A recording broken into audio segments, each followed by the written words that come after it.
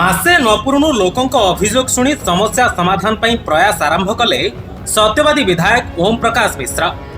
सत्यवादी ब्लॉक सद्भावना गृह में आयोजित जनशुणाणी शिविर में 314 गोटी अभियोग शुणिले विधायक श्रीजुक्त मिश्र।